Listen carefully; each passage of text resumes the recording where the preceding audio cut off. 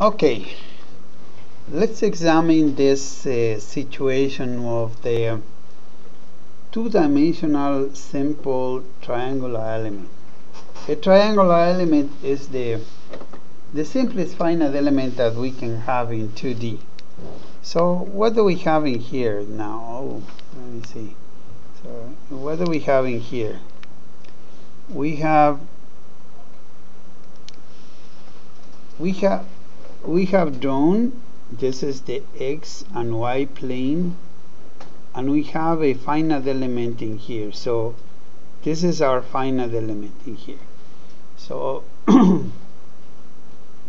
what I'm going to do from time to time is to write on these notes in here, and this might be a time to do this so that I can actually write on this.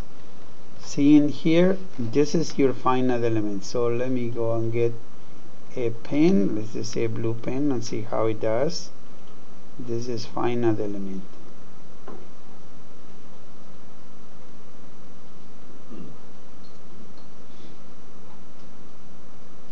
This is the finite element right here, this one. Okay. In two dimensions, we made a projection, like, for example, if we had this x and y in here, and we had one element in here with two nodes like I and j, the solution for this, the solution phi for this element, was a function that will project the two nodal values phi sub I and phi sub j. This is what we had done in 2D, in one dimension. When we have a two dimension in here, we have to project it in 3D, because you see, this is your finite element in here, and this surface in here, this one is the solution. So you see what happens? This is phi sub I, this is phi sub j, and this is phi sub k. We will have a hard time trying to plot a 3D solution, because we will need a four-dimensional space, because like a 2D needs the 3D, a 3D will need a 4D. But this is great because in 2D we are able to visually see the solution. So here it is. You have the nodal values phi sub I, phi sub j, and phi sub k, and they are named counterclockwise. Your book uses that notation like this for numbering the elements. I should have put it down here. It's like this: I, j, and k. So this I phi sub I, this phi sub j, and this phi sub k are the solutions. So this one, I mean, those are the nodal values, excuse me. But the solution for phi inside the finite element becomes now a function. Do you recall what does this equation represent? Huh? The equation of the plane. Wonderful, thank you. So the solution of the finite element in here is also another plane, because a finite element is a plane. You know, it's a three points determinate plane. That is a basic fundamental principle of geometry, right? Three points define a plane. But because the plane has also three nodal values, the solution is also a plane. This is important here, because if the solution is a plane, I want to make sure that you understand that what you see on the picture is that the solution, the plane solution, is not parallel to the original triangle. I think I this explanation is going to make an exercise to your spatial brain abilities, because you have to see it to be able to understand the solution. So isn't it true that in this case we speak, instead of just ij, we speak ij and k, and each node now doesn't have only one variable that determines where the node is.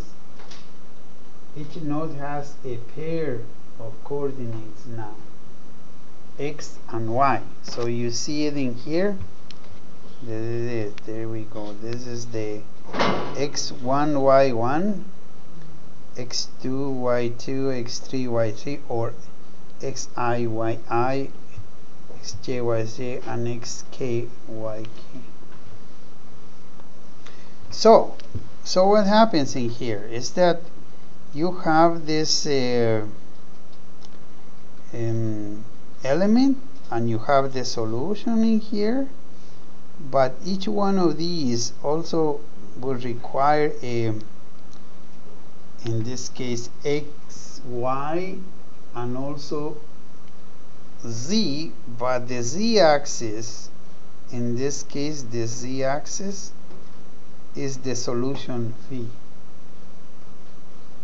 So I think that the key here is to understand this little picture here, understand the finite element in here and the solution phi sub I, phi sub j, and phi sub k, and conclude that this plane will have this equation. Do you remember in one dimension we wrote the equation of this equation that we have this line in here in terms of the nodal value, right? That's how we ended up with the solution of the finite element in one dimension. Here the situation in principle is the same, because now the projection of this finite element is this plane, and we have an equation for the plane. Yeah, we still at this point don't know how we are going to do it to be able to reduce the solution of the partial differential equation now in 2D as opposed to what we did in one dimension. So we need to establish a condition, you may say, a situation that would allow us to represent phi in terms of the nodal values, because that's what's going to get us the set of equations that we need to solve the problem. We really need to do that. So in here, let's see, let's start over here. What is our objective now that we see the basic one? One is to find the shape functions, and the other one is to find the distribution of phi over the element. So if you have a finite element in here, this one that you see in here, that one, the solution is up here. The nodal values as phi sub I, phi sub j, phi sub k, and now we need to find something that would allow this, the representation of this of this plane in here. There we go.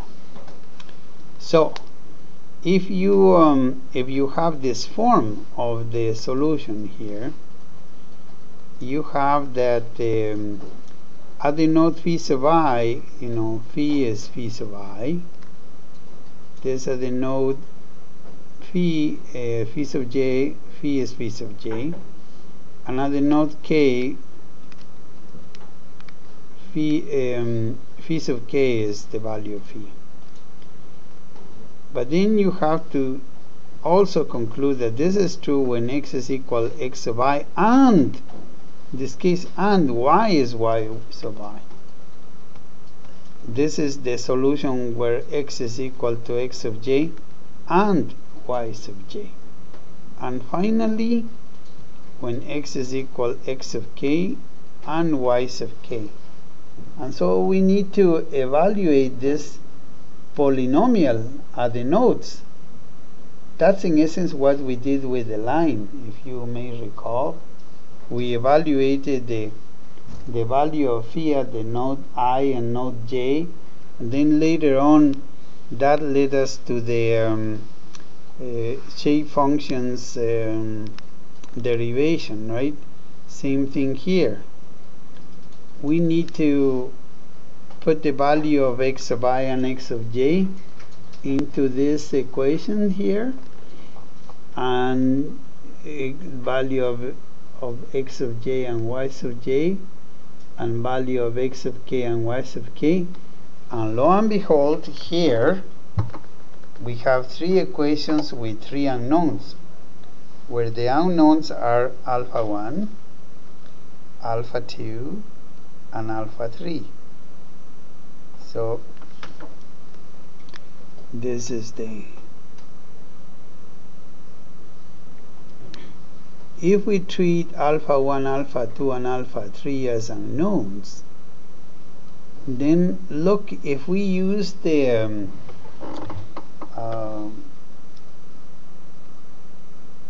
solution of three equations with three unknowns by using Cramer's rule, you are going to find what alpha 1, alpha 2, and alpha 3 are. And you have that alpha 1, if you replace the value of by the unknown, the column of the unknown, the constant, and then you get the determinant, and you begin expanding this,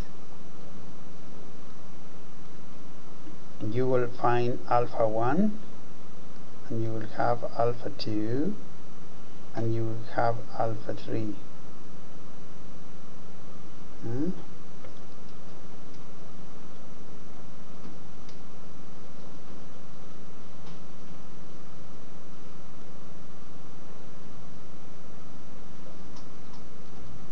So, there's a lot of operations that are a bit just summarized in here, but the solution for this alpha 2, alpha 1, alpha 2, and alpha 3 could be put into this form. You see, you will have some coefficient called a sub I times phi sub I, a sub j times phi sub a sub k times phi sub a. And the b will have b sub I times phi sub I, b sub j plus phi sub j, and b sub k plus phi sub k. And then there will be for alpha 3, but this would be c sub I, and then c sub j and c sub k. If we know now alpha 1, alpha 2, and alpha 3, because we knew the plane equation, therefore we will know, or we could say we could put the solution the way we want it. And the way we want it is that phi is a linear combination of a factor called n sub I times phi sub I, and n sub j times phi sub j, and n sub k times phi sub k, where n sub I is this, comes from here, and n sub j does 2, and so does n sub k. I think granted that we have to do a lot of algebra to be able to get it in this form, but we want this shape function form in such a way that the solution here, the solution phi, is phi sub I multiplied by a factor plus phi sub j by a factor plus phi sub k by another factor. However, once we get inside this factor, it gets a little more complex, because n sub I is going to be a function of this A, B, and C, and each one of those is in here, what each coefficient actually means. So you have 9 of those. So you begin to see that the computation and the way we evaluate the shape functions in 2D is very different than the one we did in one dimension, where we basically, with two equations, two unknowns, we didn't have much of a trouble manipulating the terms to come up with an equation in 2D that would say phi is n sub I plus phi sub I plus n sub j plus phi sub j, where n sub j and n sub j are the nodal functions, are the shape functions. But if you do it in 2D, then you are gonna end up with these shape functions that came from solving the equations like this. Okay? So in here we have to look as to how the shape functions properties are.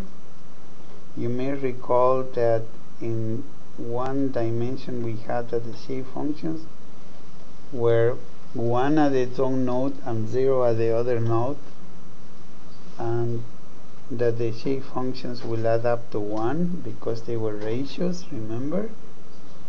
Now in this case we are going to do something similar, but it's a little more complex than that.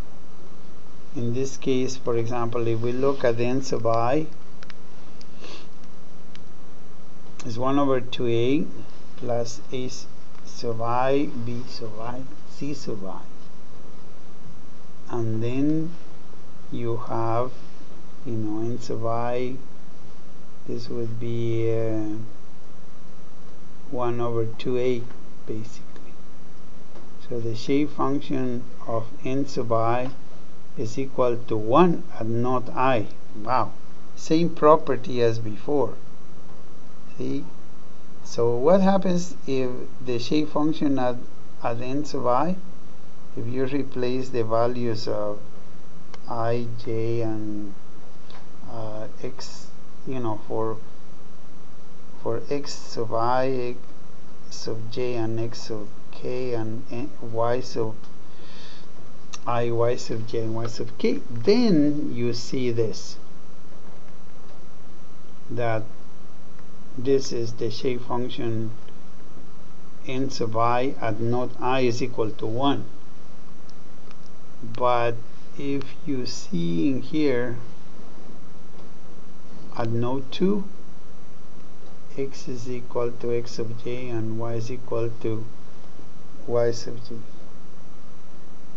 you will see that n sub I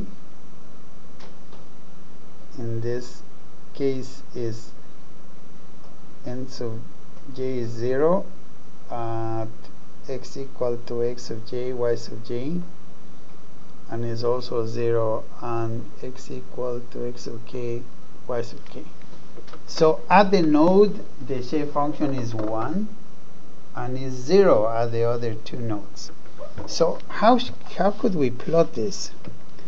I just like I did my little invention, you may say, of the explanation of the one dimension element, remember, with the ropes. I'm gonna give it a try also for the 2D and give you just an overview of what I think is going on in here. Let's see what happened to the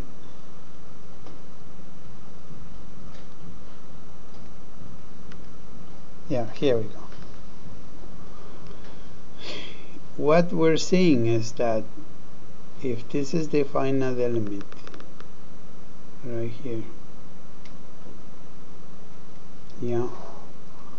and I am going to use a red pen to just do a good explanation. If this is I and this is J and this is K, then it follows that at the node right here, this is n sub I is equal to 1.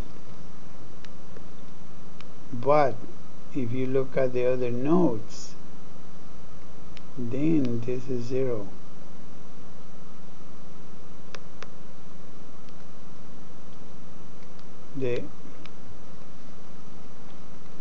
This picture in 3D, you can see that sort of pyramid in there. That is the plot of the shape function at node I.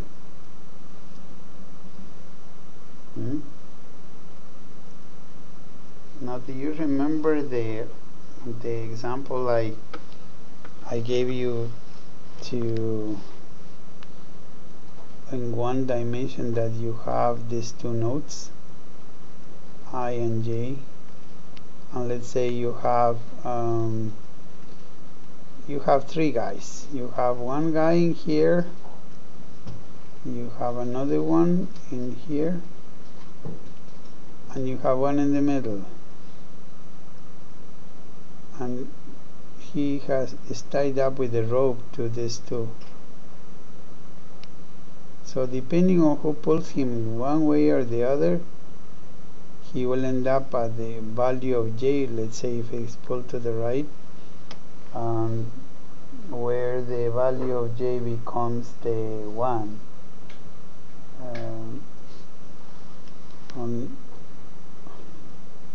In other words, the shape function is 1, but is 0 at the other end.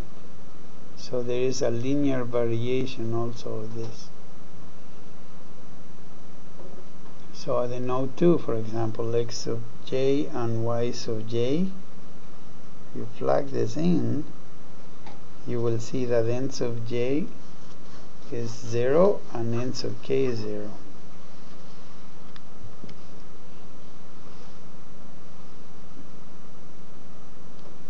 So n sub I is 1, but n sub j and n sub k are 0. That's what you have on this picture right here. Okay. What can we conclude from this? Conclusion: the shape function 1 at its own node and 0 at the other two. The shape function varies linearly along the sides between its node and the other two nodes. So n sub I varies linearly along I sub j and I sub k. Shape function is 0 along the side opposite to the node, and n sub I is 0 along the side jk.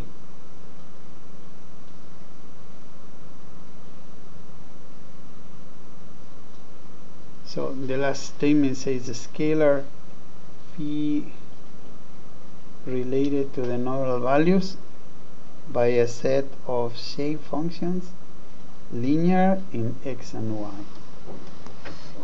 Okay. Now, if you look in here, wait a second, I was doing a little drawing on the right here.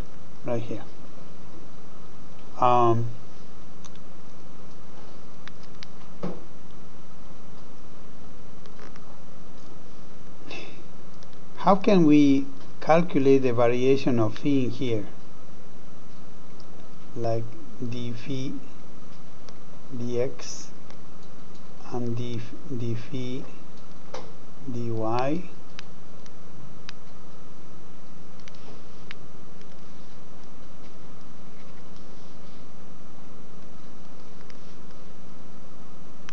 Yeah, d phi dx.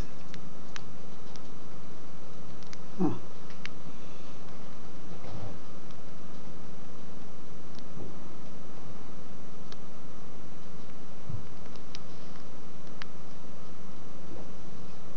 Like this one here, d phi dx and d phi dy is what we have in that plane in 2D. So the inclination of the plane in here is going to determine the variation of the function within the finite element. So I was just reaching the conclusion here that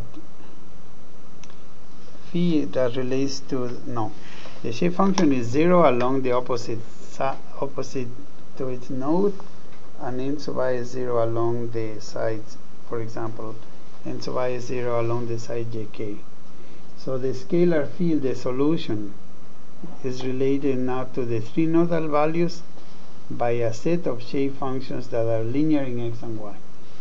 And so it follows that d phi dx and d phi dy are constants within the finite element. Where does that come from? That comes from the picture I had before you a moment ago, this one, from this one. So right here, d phi dx and d phi dy, these are constants.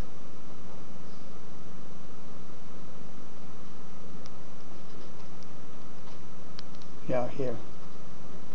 You could actually see it by the figure.